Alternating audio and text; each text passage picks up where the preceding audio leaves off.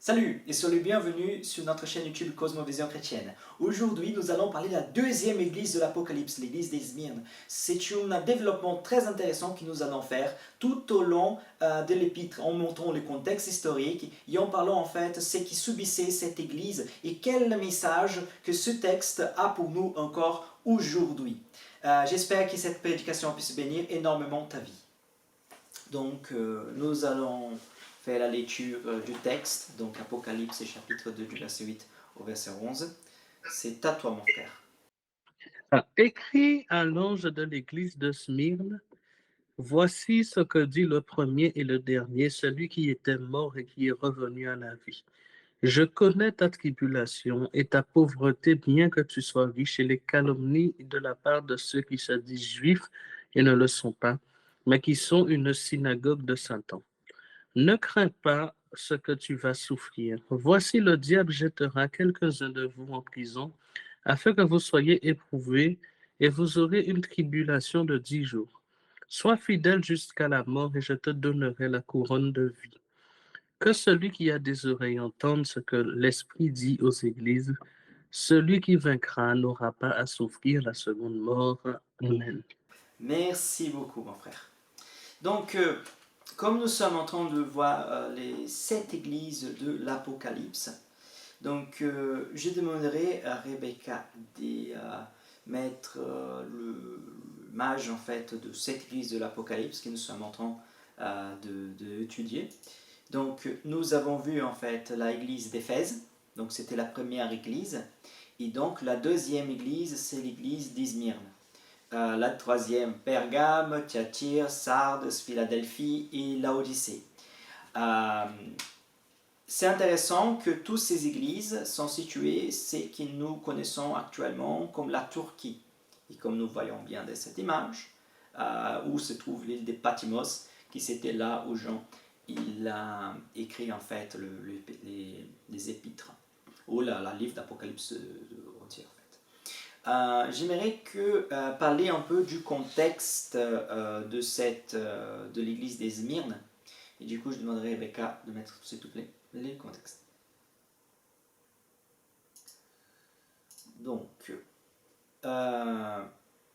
Donc, comme nous voyons ici, Izmir était une ville prospère et importante dans l'Empire romain, située sur la côte ouest de l'Asie mineure, comme les slides que nous venons de voir dans l'image, maintenant appelée Izmirne en Turquie.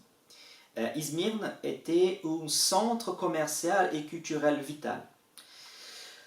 Un point très important pour la ville d'Izmir que nous devons tenir en compte au moment de développer en fait ce message que Dieu attribue à l'Église, les chrétiens qui habitent en Izmir. Donc, prospérité économique. Izmir était connu pour son port animé, qui en faisait un centre commercial majeur de la région. La ville était un carrefour commercial important pour les commerces maritimes, en particulier pour les produits agricoles et le textile. Richesse culturelle. Izmir était également un centre culturel important, avec des théâtres, des bibliothèques et des temples.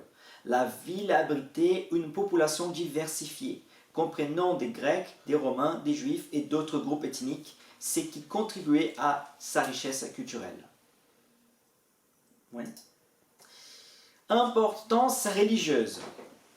La ville comptait de nombreux temples dédiés à diverses divinités romaines et grecques. Le christianisme était également présent à Izmir, comme en témoignait la lettre de l'Apocalypse adressée à l'église d'Izmir. Gouvernance. Izmir était une cité grecque autonome au sein de l'Empire romain, ce qui signifie qu'elle avait une certaine autonomie politique et administrative tout en étant sous l'autorité des Romains. Des fois, il y avait en fait ce genre d'administration que les Romains faisaient, mais on payait toujours les impôts à Rome, et on est toujours sous la domination de l'Empire romain. L'architecture. Smyrne était une ville bien construite, avec des rues pavées, des bâtiments publics imposants et des infrastructures développées. Donc tout ça nous fait comprendre en fait la caractéristique de la ville d'Izmir. Est-ce que tu peux venir au texte s'il te plaît? Donc nous voyons clairement que la ville d'Izmir n'est pas n'importe quelle ville, que c'est une ville importante, que c'est une ville imposante, que c'est une ville de repère de l'époque. C'est une ville que les gens connaissaient aussi par sa richesse. Et c'est super intéressant que le texte nous parle des richesses. Tu peux avancer. Parce que voici ce que dit les premières et les dernières, celui qui est mort et qui est revenu à la vie. Je connais ta tribulation et tes pauvretés, bien que tu sois riche, et les calomnies de la part de ceux qui se disent juifs et ne sont pas, mais qui sont une synagogue de Satan. Jésus ici, clairement, il est en train de donner un message à l'Église. Quelques-uns, j'ai déjà entendu des gens dire, ah mais qui parle ici, c'est Dieu qui parle avec l'Église, oh, c'est Dieu qui parle avec la lettre d'Apocalypse, c'est toujours Dieu en train de parler. Mais regarde ici, que nous voyons clairement, encore une fois, comme nous avons vu au chapitre numéro 1, voici ce qui dit les premières et les dernières. Qui est l'alpha et l'oméga? C'est lui qui est les premières et les dernières, l'alpha et l'oméga. Alpha parce que alpha c'est la première lettre de l'alphabet grec, d'oméga parce que c'est la dernière, donc il veut faire c'est l'idée de le premier et le dernier. Et il va compléter pour affirmer son identité de celui qui est le premier et le dernier, celui qui était mort et qui est revenu à la vie. Donc il parle bien de Christ. Mais cet aspect, il est très important dans cet épître, parce qu'il va évoquer « j'étais mort, mais maintenant je suis en vie ». Autrement dit, j'ai vaincu la mort. J'ai vaincu la mort. Gardez ça en tête. Gardons-nous ça en tête. J'ai vaincu la mort. La mort n'a aucun pouvoir sur moi. C'est très important de garder ça en tête au développement de ce texte. Tu peux avancer, s'il te plaît. On reviendra sur ces points après. Je connais ta tribulation et ta pauvreté, bien que tu sois riche, et les calomnies de la part de ceux qui se disent juifs et ne sont pas. Ici, nous sommes en train de faire, je ne peux pas dire un jeu de mots. Est-ce que je peux dire un jeu de mots? Je ne sais pas. Parce qu'il y va au parler de la pauvreté. Je connais ta tribulation et ta pauvreté, bien que tu sois riche. Donc la ville est riche, la ville est prospère, et Dieu dit, je connais ta pauvreté. Et c'est intéressant parce que, de quoi il s'agit exactement cette pauvreté? Parce qu'on ne parle pas exactement ici d'une pauvreté matérielle. On ne parle ici d'une pauvreté, on va dire, financière. Mais dans un autre côté, on peut peut-être évoquer une église qui n'avait pas les mêmes statuts socio-culturels que la ville. Ou une église qui n'avait pas en fait la même reconnaissance, on va dire, financière que la ville d'Izmir. Autrement dit, bien que la ville était riche, peut-être que la chrétienté qui était dans la ville d'Izmir n'était pas des frères riches. Et bien que ces frères n'étaient pas nécessairement riches, ils étaient riches spirituellement. Ils étaient riches en fait, ils étaient remplis des bénédictions de la part de Dieu. Et la ville d'Izmir qui est riche, dans un autre côté, est une ville qui vit dans la misérabilité spirituelle. Tu vois, donc c'est ça qui est intéressant dans ce cas-là, parce que nous voyons une ville riche qui est pauvre, et nous voyons des fois des frères et sœurs modestes et pauvres qui sont riches en Christ. Et que malheureusement, ces frères, ils subissent une persécution. Ils subissent de la calomnie. Calomnie, c'est vraiment quelque chose pour les rabaisser, des mensonges à leur sujet. Et tous ces mensonges qu'ils subissent à leurs propos, Dieu n'est pas indifférent. Dieu est bien au courant de tout ce qu'ils subissent. Dieu est bien au courant de leurs souffrances. Jésus dit clairement, je connais et je suis bien au courant. Et la calomnie vient de qui?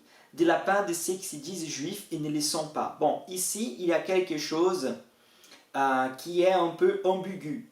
Parce que nous pouvons comprendre de celui qui sont juifs et ne sont pas, dans le sens de ceux qui se disent, on va dire, peuple de Dieu, qui se dit fils d'Abraham, et ils ne sont pas, on va dire, parce que ils n'ont pas reconnu Jésus. Mais dans un autre côté, nous pouvons peut-être comprendre comme un certain groupe qui se disait juif. Peut-être des certains genres de judaïsants, d'accord? Certains genres de judaïsants qui persécutaient peut-être certains chrétiens en disant vous devez venir au judaïsme. Donc nous avons une certaine ambiguïté ici. Donc on ne sait pas si nous parlons en fait de juifs, de judaïsme orthodoxe, ou si nous parlons ici des gens qui veulent se faire passer par des juifs. Mais en tout cas, ce que nous voyons clairement, c'est que les chrétiens sont persécutés, ils sont calomniés, ils souffrent en fait cette calomnie d'une façon assez importante. Et ce qui est intéressant, c'est que Jésus, il est bien au courant de cela. Et Jésus les encourage. Et cette réalité de nos frères et sœurs en Smyrne, c'est malheureusement encore une réalité aujourd'hui.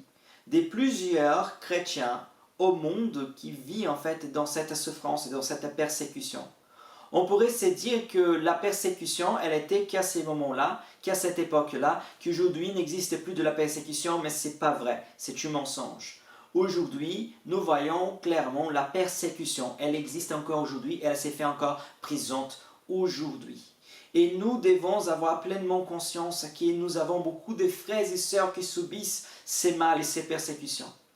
Donc, que nous ne soyons pas indifférents à nos frères et sœurs qui subissent en fait les persécutions, qui subissent ces difficultés à cause de leur contexte socio-économique, leur contexte géographique, la religion qui domine ou la politique qui domine les pays où ils habitent. Et les messages que la Bible apporte, que nous pouvons apporter à nos frères et sœurs qui vivent dans cette situation, c'est que Jésus est bien au courant de leur souffrance. Je demanderai à Becca à continuer d'avancer, s'il te plaît. Ne craigne pas ce que tu vas souffrir. Ne craigne pas ce que tu vas souffrir. C'est un message à l'église des Smyrne, aux chrétiens du premier siècle, qui vont faire face à une épreuve, à des épreuves encore plus intenses de ceux qui souffrent déjà. C'est un message à l'église persécutée d'aujourd'hui. Ne crains pas ce que tu vas souffrir. C'est un encouragement à nous aujourd'hui. Ne craigne pas ce que tu vas souffrir, parce que même si des fois nous ne sommes pas dans un pays qui a une persécution physique contre notre vie, contre notre foi, nous sommes susceptibles à souffrir à cause de notre foi. Et le message de Jésus-Christ pour nous, ne craigne pas ce que tu vas souffrir. Qu'il soit clair pour nous tous que tu vas souffrir à cause de ta foi. Pourquoi ne craigne pas ce que tu vas souffrir? Parce que il est dit après, je vais continuer à lire le texte, voici le diable jettera quelques-uns de vous en prison. Quelques-uns de vous, pas tout le monde, mais quelques-uns de vous en prison. Pourquoi il fera ça? Afin que vous soyez éprouvés. Il continue, et vous aurez une tribulation de 10 jours. 10 jours. L'Apocalypse, il est un livre très symbolique. D'accord? Donc, c'est difficile des fois à passer à côté de références, par exemple, comme les jours, les 6, les 7, les 3, les 4. Il y a des sens.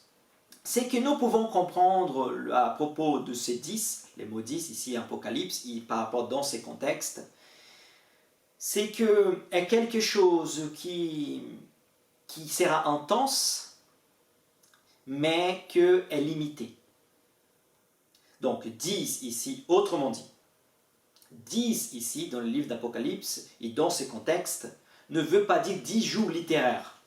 D'accord? 10 jours, 1, 2, 3, 4, 5. Non, ça ne veut pas dire ça. Ça veut plutôt dire que c'est une persécution, c'est une souffrance qui sera intense, qui durera en fait pour une période de temps, mais que ne durera pas pour toujours. Est-ce que le texte est en train de dire que l'Église ne va pas passer par la persécution? Est-ce que le texte est en train de dire que les chrétiens ne seront pas persécutés? Est-ce que le texte est en train de dire que les chrétiens ne seront pas jetés dans la prison? Non, pas du tout. Les textes sont en train de dire, préparez-vous, soyez prêts, parce que vous souffrez de la calomnie, vous souffrez de la persécution morale, mais deviendra encore pire. C'est un message d'espoir, hein? Deviendra encore pire à cause d'une action diabolique qui est en train de se préparer contre vous. Et parmi vous, il y aura même des gens qui seront jetés dans les prisons. Ne craigne pas ce que tu vas souffrir. Ne craigne pas votre souffrance. Pourquoi ne craignez pas votre souffrance? Parce que je suis, implicitement c'est ça, hein? Parce que je suis avec toi. Pourquoi ne craigne pas votre souffrance? C'est lui qui était mort et c'est lui qui est revenu à la vie. Là revient cet début du texte. Pourquoi ne craignez pas? Parce que Jésus lui-même a souffert. Jésus lui-même était persécuté. Jésus lui-même a subi une mort atroce. Mais la mort n'a eu aucune emprise sur lui. Il était mort. Il était tué. Mais la mort n'a pas pu le tenir dans le tombeau. Il y est ressuscité, il est vivant. Et à l'image du Christ ressuscité, la mort n'a pas une emprise sur nous et nous allons aussi ressusciter à notre tour. Donc les gens peuvent nous faire du mal physiquement, les gens peuvent nous tuer, mais les gens ne peuvent pas en fait nous emprisonner parce que nous sommes totalement libres en Jésus-Christ. Il a vaincu la mort et nous, en lui, nous avons vaincu la mort aussi. C'est ça que les textes encore continuera à développer. Est-ce que tu peux avancer, s'il te plaît? Sois fidèle jusqu'à la mort, et je te donnerai la couronne des vies. Sache-le, que oui, je suis bien au courant de votre souffrance. Je suis bien au courant de tout ce que vous allez subir à cause de la foi. Je suis bien au courant de tout ce que vous allez endurer à cause de la foi. Mais sois fidèle jusqu'au bout. Sois fidèle et je te donnerai la couronne de vie.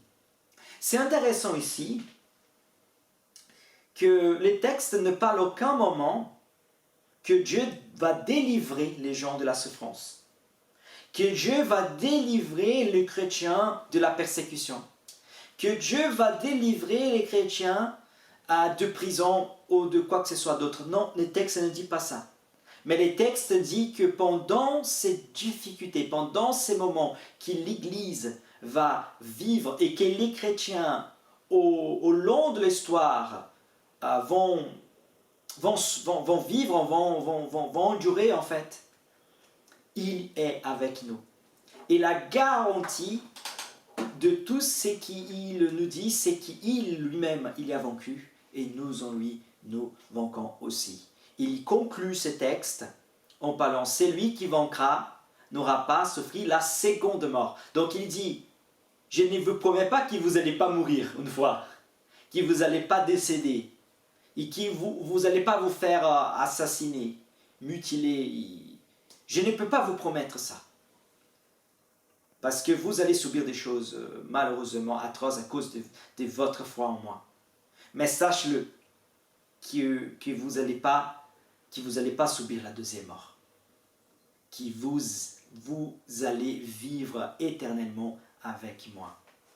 Ne craignez pas les mal que les hommes, que Rome, que le religieux, que les dragons, que la bête peut vous faire. Ne craignez-vous pas ça.